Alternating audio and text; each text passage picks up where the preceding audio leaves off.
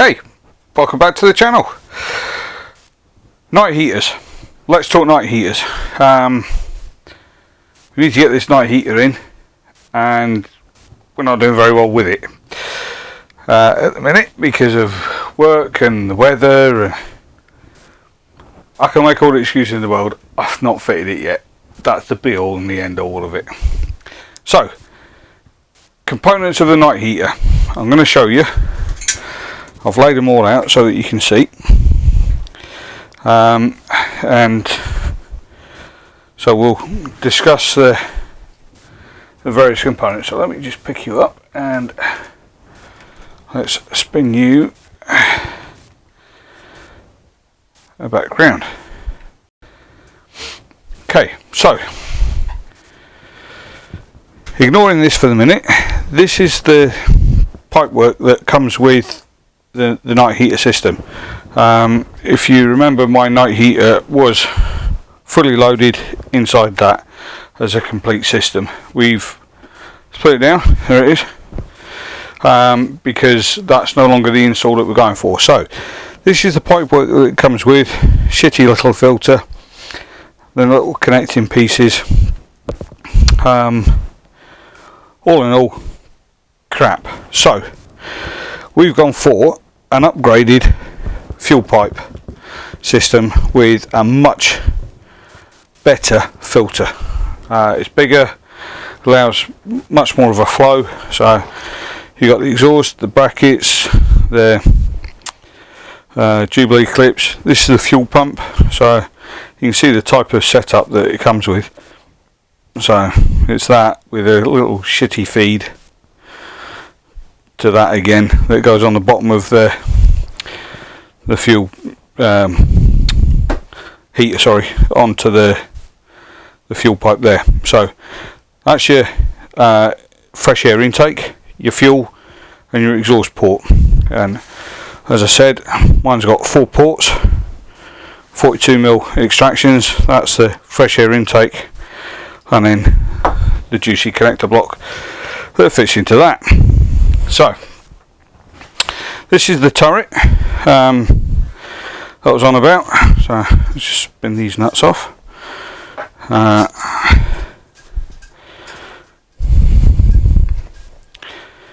Oh God.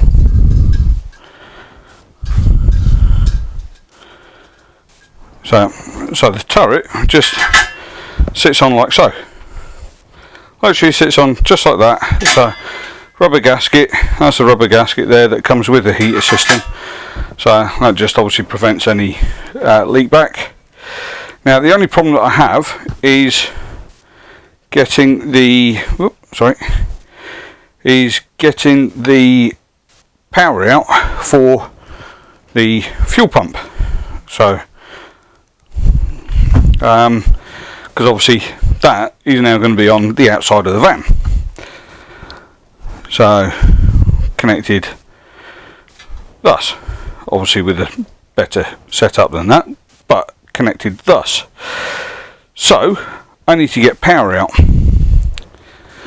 to the fuel pump to fit that plug, which is waterproof. There is a gasket in there. So we are going to snip that plug off and extend the wires, but we need to drill a hole. And we need to drill a hole somewhere close to this edge, so it's away obviously from the exhaust. And then all we'll do is we'll just put a grommet in. As you can see, the steel is not that thick, so we'll just drill a hole somewhere up here, which will just allow me to feed that through. All being well, it'll be outside the line of, if I can get this off without ruining it. It's not the easiest thing to do one-handed. Yeah. So that will sit like so. So we can mark our hole. So it's just outside that line, but still inside the turret itself. And then we can So we'll measure, we'll mark, you can see where, sorry if I actually put it in focus, you can see where the ring is anyway. So we'll just mark it inside that line, somewhere close to these ones, and then we'll just pop a little hole in, big enough to take the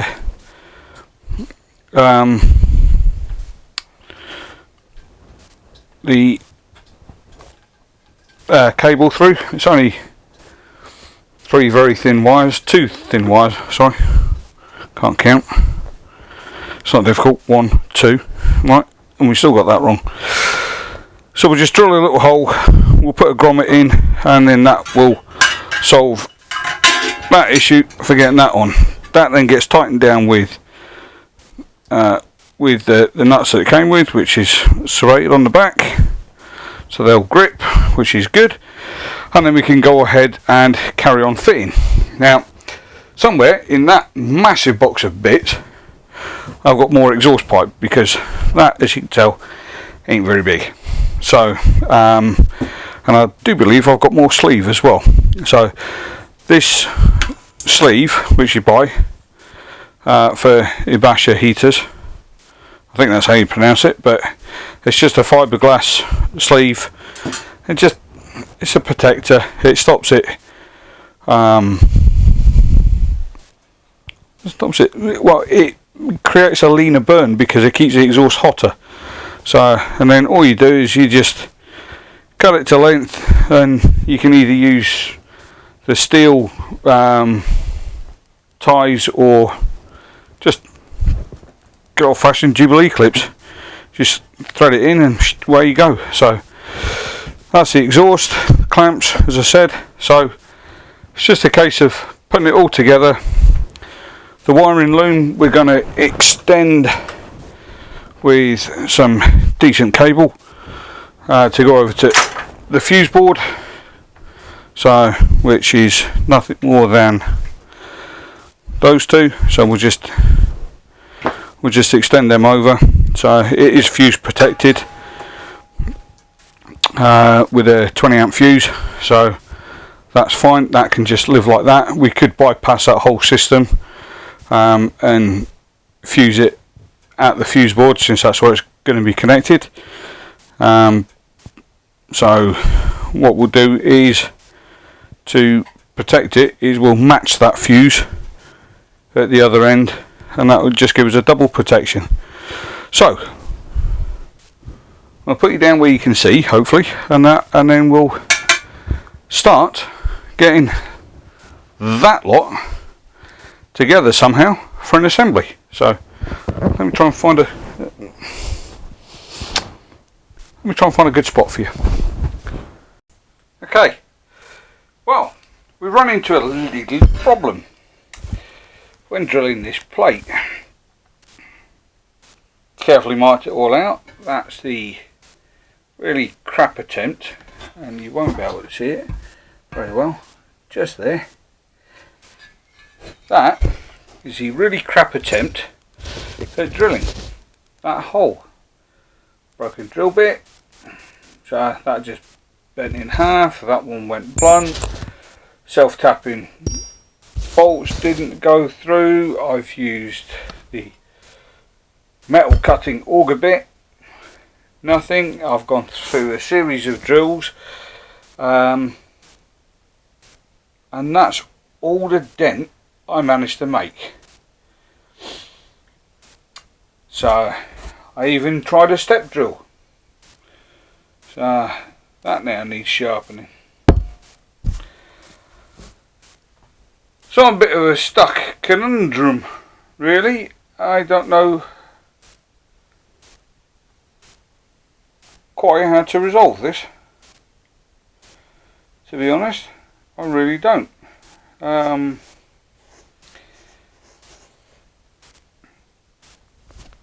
Yeah.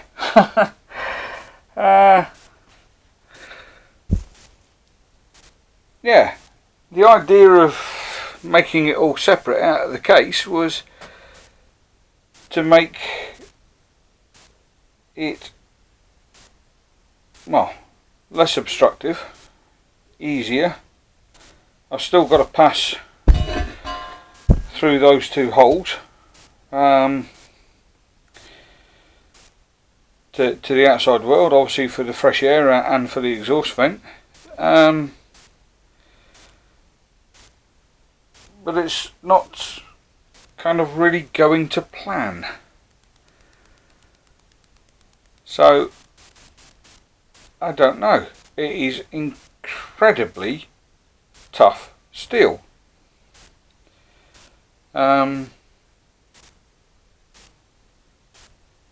Yeah, very incredibly tough steel.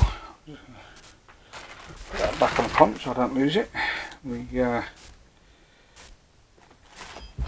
trim that off, so to see if we could pass it through this little gap and bring it through the same hole as the fuel. It does go in, but my concern is that passing it through that tiny little space there, this is the air intake and it's sort of separate as such to the exhaust plate, so this plate will get quite hot. So obviously we don't want wires there, because that's going to get ridiculously hot.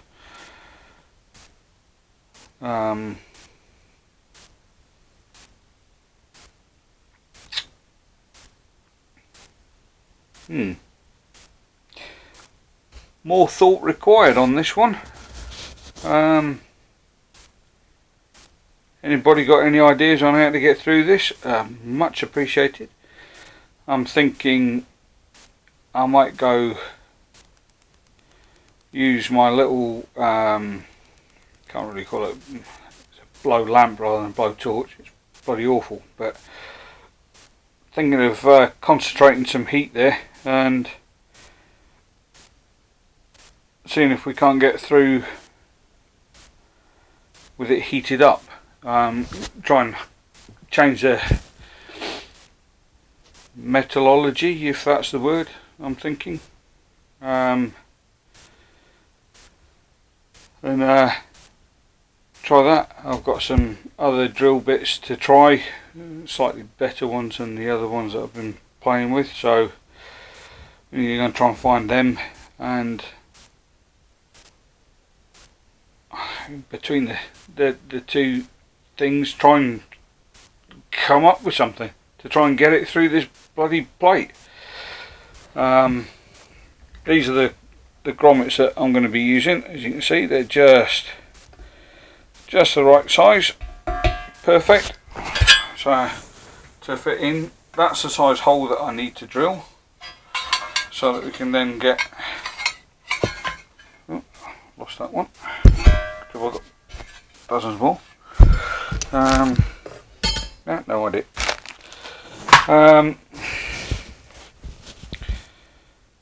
Yes, need to come up with a plan. Anyone got any suggestions are greatly appreciated, really greatly appreciated, because there's obviously a bloody reason why I'm sucking at this.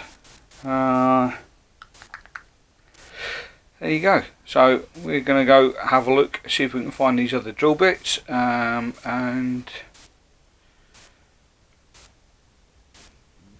back in a back in a minute, he says.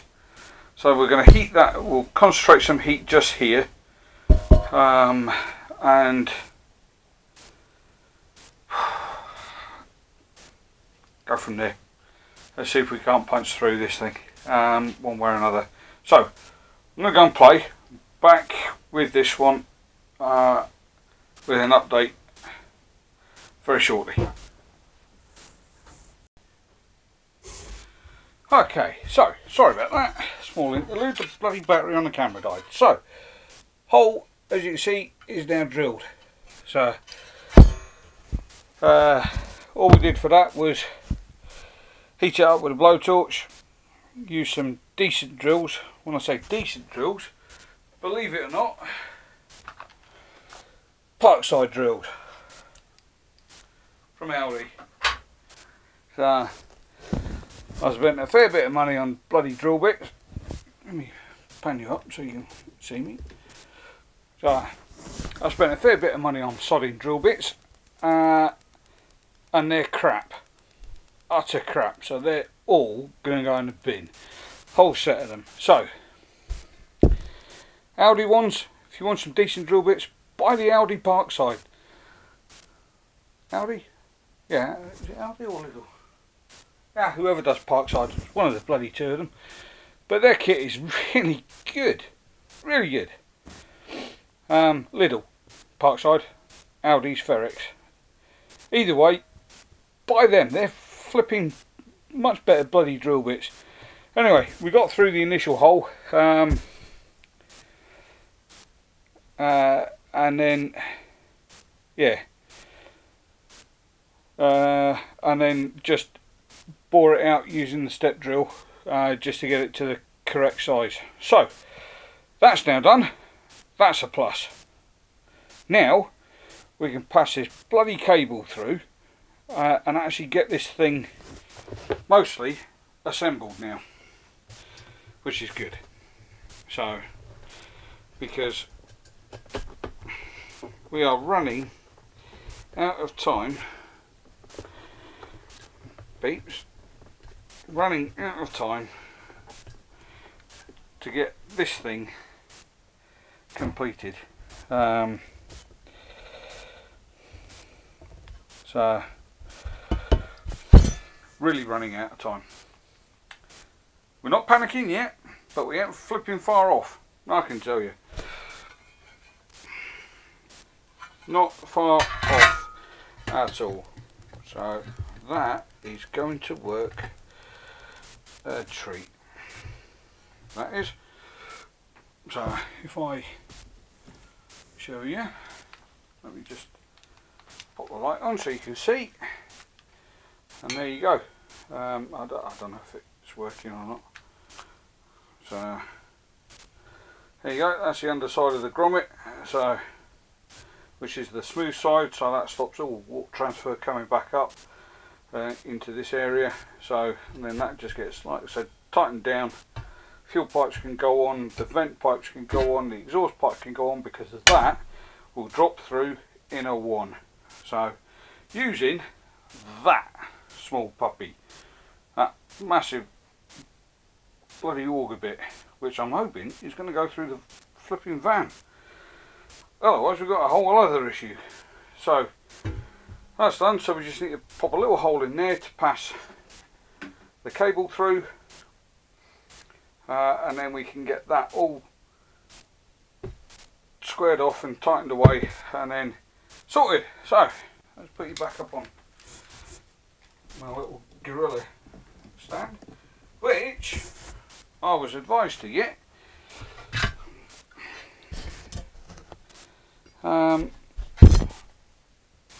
from Built Not Bought Campers. I'll leave a link in the description below to his channel.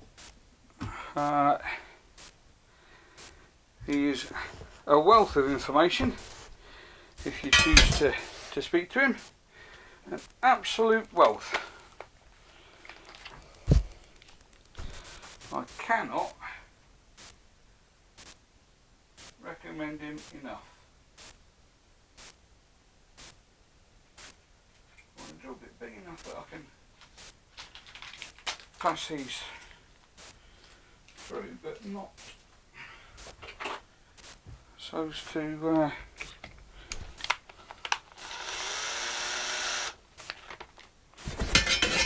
destroy the grommet.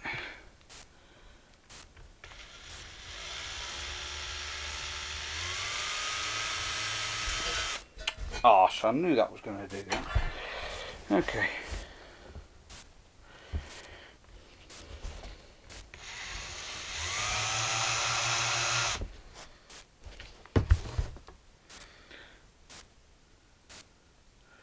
Did that actually go through? I don't think it bloody did.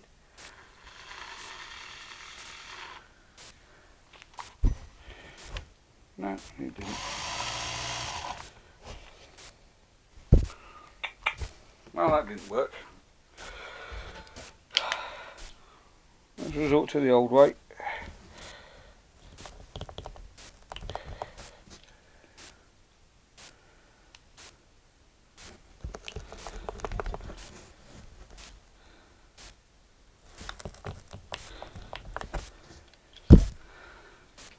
Stand the man. So, because we're trying to get that protective cover through as well. Unbelievable.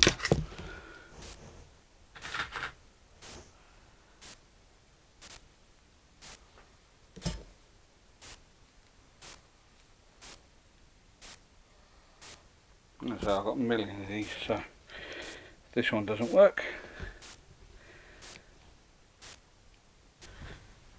Right, we're having some issues with the camera at the minute, the battery keeps dying. Okay, so, hey, we got it through in the end, so we just need to connect those wires to the other end of the plug, and then we've got the power through. On this end, we're gonna, I've got some, I don't know what I've done with them, some special sort of cable ties that will lash all this down so that it's secure to the side of the body. Same with that plug, we'll bring them all over to one area.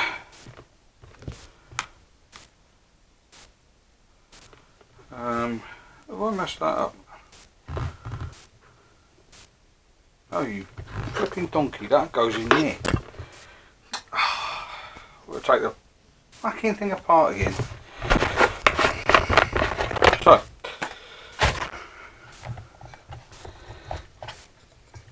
what you do is try and get it over to that side now.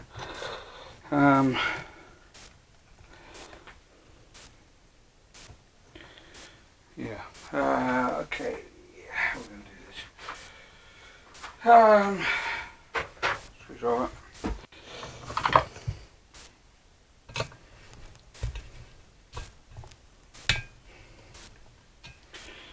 Bigger screwdriver.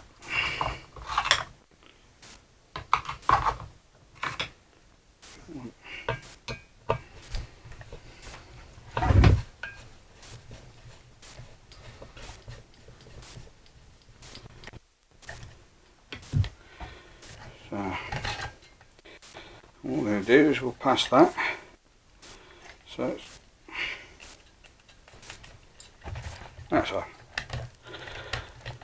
little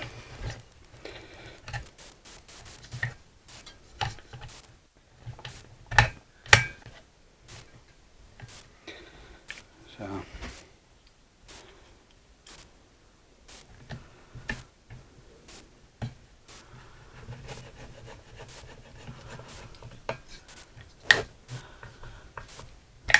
Okay. Right.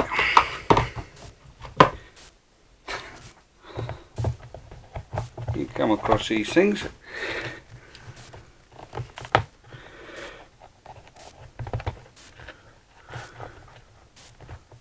Right.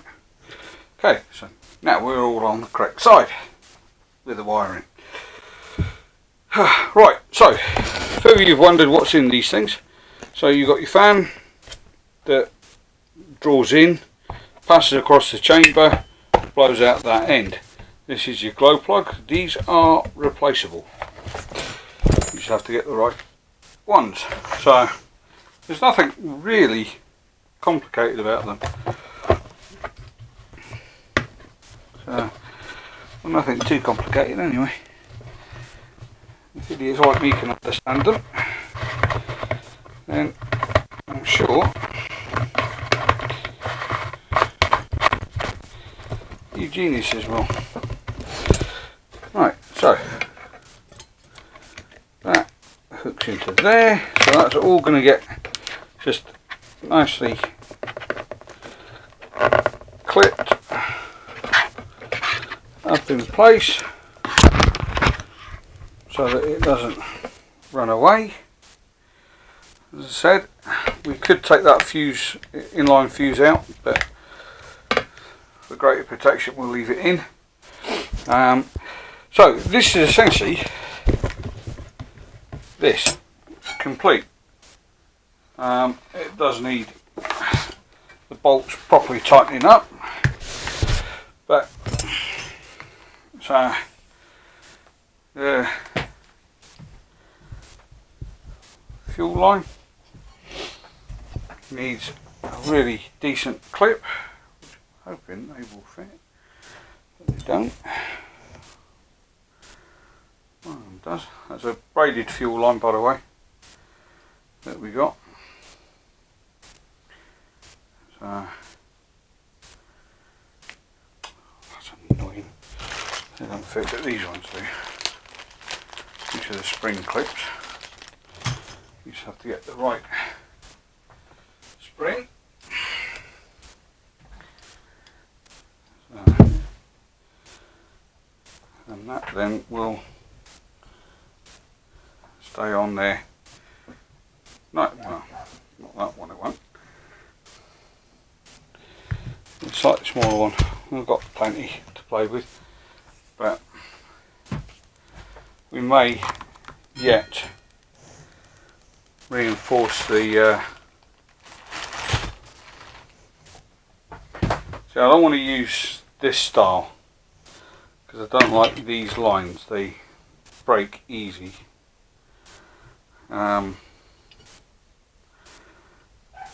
But